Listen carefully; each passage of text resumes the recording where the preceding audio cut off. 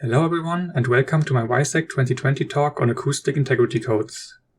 My name is Florentin Putz and I'm a researcher at the Secure Mobile Networking Lab at TU Darmstadt in Germany. Today I will present two things. First, a modulation scheme for secure data transmission between nearby off-the-shelf devices using sound waves, called Acoustic Integrity Codes. Second, I will show how this could help for secure device pairing. Let's start with a use case that might be familiar to you. Let's say that you just bought a new IoT device, like a smart speaker.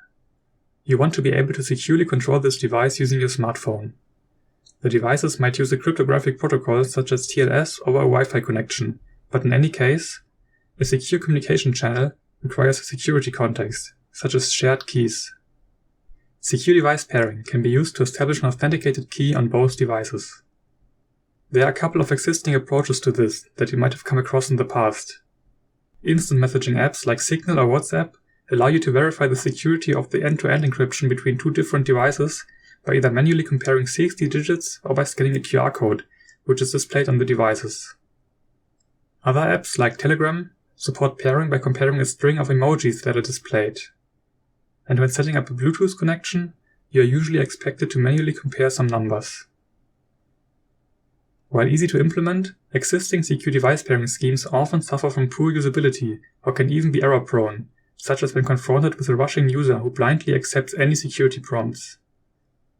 Unfortunately, there is no single universal solution to this problem because the device landscape is so diverse without any common pairing interface that works on all devices. A promising transmission medium that is often accessible to devices is sound, as most devices already contain speakers or microphones. These devices have software access to raw samples from user space, so in a sense, audio can be used like a software-defined radio. Compare this to custom electromagnetic communication, which is not possible without hardware or firmware modification. Of course, audio has limited range and throughput, but this is not important for secure device pairing between nearby devices. Now, what does our adversary model look like? For secure device pairing, we typically want to transmit a commitment to a public key from one device to another. Our goal is to protect the integrity of this message so that we are able to detect when an adversary tries to modify this message. But we don't need to keep this message confidential, as it corresponds to a public key. Our adversary Mallory wants to impersonate Alice and tries to make Bob accept a malicious key. Mallory can eavesdrop all signals. And she can also send her own signals, which superimpose with a legitimate signal at the receiver's microphone. Mallory's signal transmissions are still bound by the same physical signal propagation laws that also govern legitimate transmissions, so they arrive at the receiver after propagation delay. Before introducing our solution, let's look at some related work where acoustic communication was also used for secure device pairing, and let's see if we can make any improvements. There are a couple of previous approaches, and I will focus on HarperDep by Soriente et al., but others are similar. In this approach, the devices encode their public keys as short audible melodies that the other device can then record and decode. In a second phase, the devices then play an identical verification sound, which the user has to confirm. This second verification phase is necessary to protect against active attackers who try to inject their own public key by transmitting it with much higher power than the legitimate signal. This kind of attack is called overshadowing attack. The second verification phase decreases usability though, and also places a high burden on the user because the user is responsible for detecting active attacks. The question now is, can we do better? Are there better ways to deal with overshadowing attacks that do not involve the user? Is it possible to protect the integrity of messages when there are no keys that can be used for cryptography? To answer these questions, we turn to the lowest communication layer and utilize the physical properties of the acoustic channel. We designed a secure acoustic modulation scheme called Acoustic Integrity Codes, which can protect the integrity of messages without relying on existing security context. Our approach is based on integrity codes, which were proposed by Chapkun et al. As a physical layer security primitive for the electromagnetic radio channel. We apply this concept to the acoustic channel and later perform a security analysis which we use to improve the original integrity codes. Let's return to our smart speaker example to better understand how acoustic integrity codes work. Let's assume we want to transmit a short message containing the bits 1, 0, 1, 1. We start by encoding these bits using Manchester coding, which transforms each 0 into 0, 1 and each 1 into 1, 0. The encoded data is 1, 0, 0, 1, 1, 0, 1, 0. We then convert this into a baseband signal using on-off keying, which is the colored signal below. Each encoded bit now corresponds to a time slot which is either on or off. We now convert this signal to a bandpass signal in a higher frequency band. Instead of using a deterministic carrier signal, we modulate a stochastic carrier signal.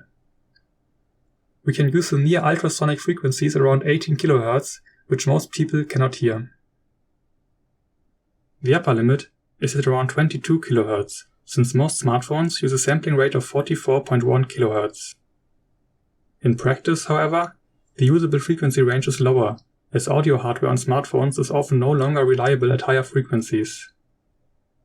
For some pairing scenarios, it might actually be beneficial for the users to hear the transmission, so they understand that the devices are communicating. In this case, a lower frequency band can be used. Edis now transmit this signal using a speaker. The acoustic channel adds background noise to this signal and also introduces multipath effects. For acoustic signals, multipath propagation causes reverb, which depends on the room size. Bob receives the signal using a microphone and filters it to remove background noise. He can then demodulate the signal by measuring the energy in each slot and comparing it with the threshold. As each data bit corresponds to either on-off or off-on, he can demodulate the signal and retrieve the original data 1, 0, 1, 1. Let's focus on the first two slots to analyze possible attacks. When there is no attack, the receiver will decode this as a 1. When there is an overshadowing attack, the attacker can flip a Manchester bit from 0 to 1 by adding energy to the legitimate signal. But then both Manchester bits are above the threshold, which violates the Manchester code, and therefore can easily be detected. This allows us to get rid of the second verification phase from HARPADEP, which increases usability and security. But we now have a new problem. As you can see, integrity codes rely on the assumption that it is not possible for an attacker to flip a Manchester bit from 1 to 0, as this would allow him to successfully inject his own messages. Such an attack is called signal cancellation attack, because it involves removing energy from parts of the legitimate signal to bring it below the threshold. This attack is very challenging to perform, but there were some successful attempts by other researchers under lab conditions. Since other publications using integrity codes can be vulnerable to this attack, let's take a closer look.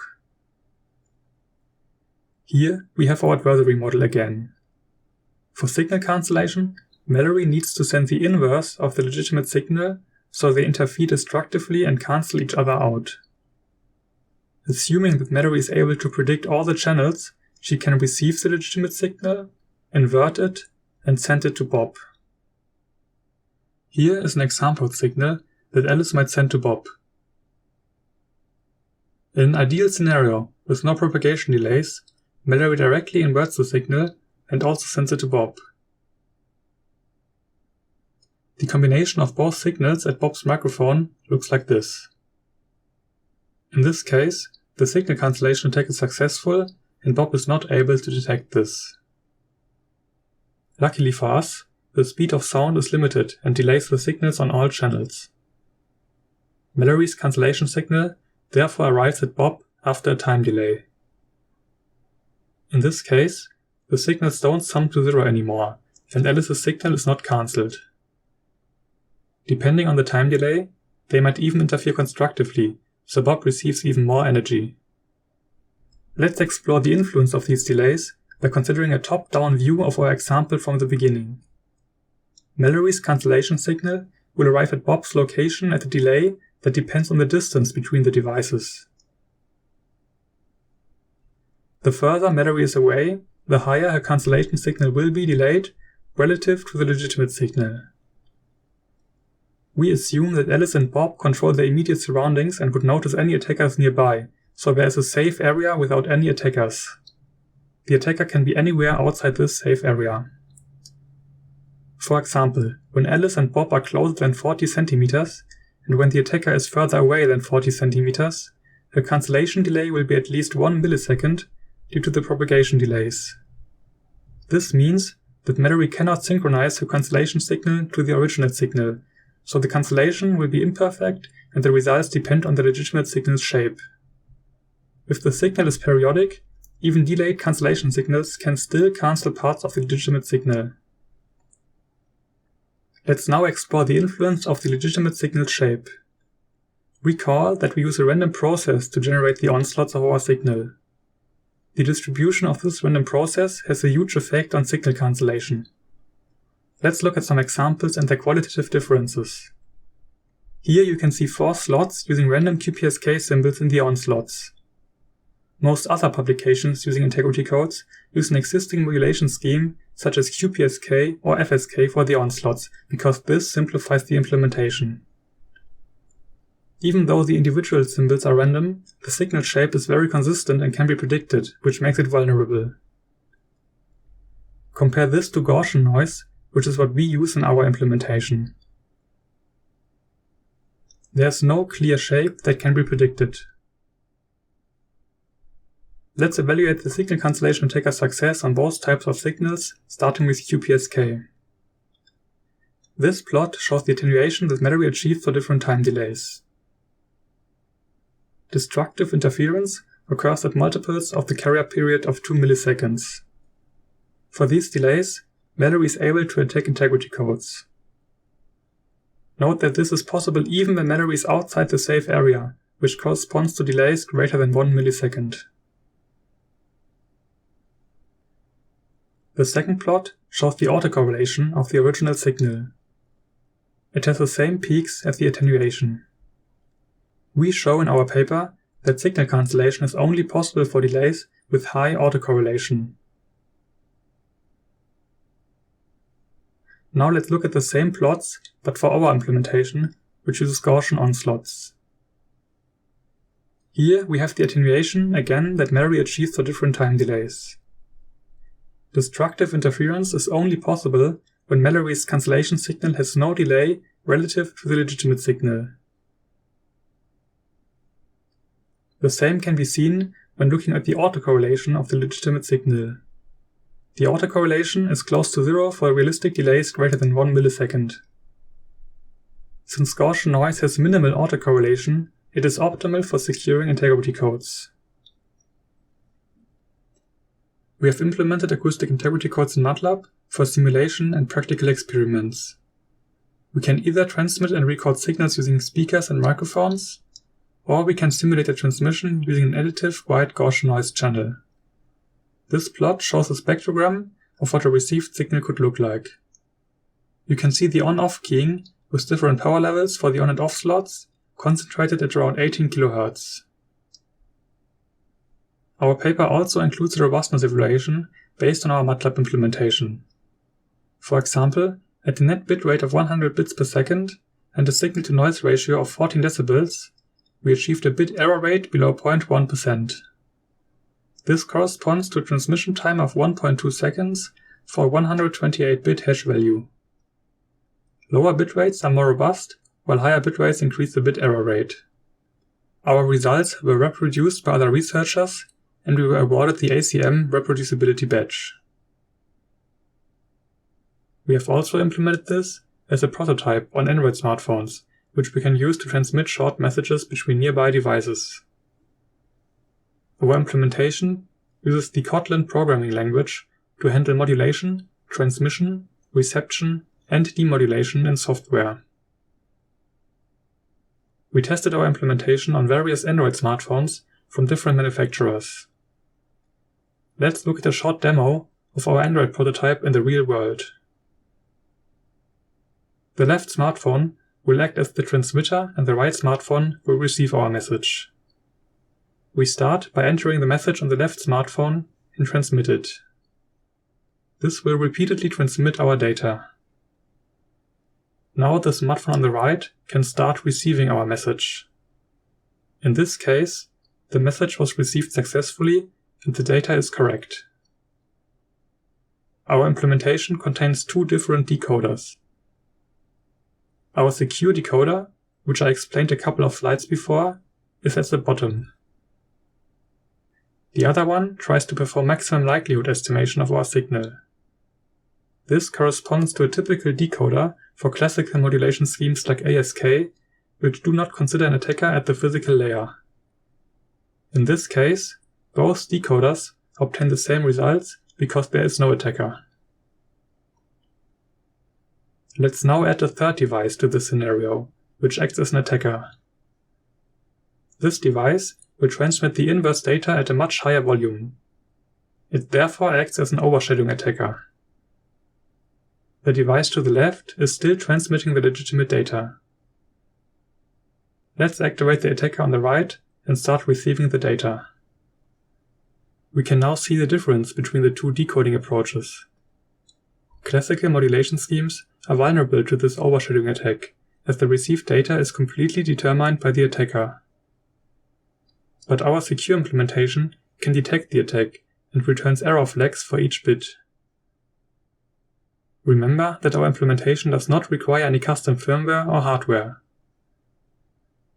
Acoustic communication with custom modulation schemes can therefore be implemented on many devices.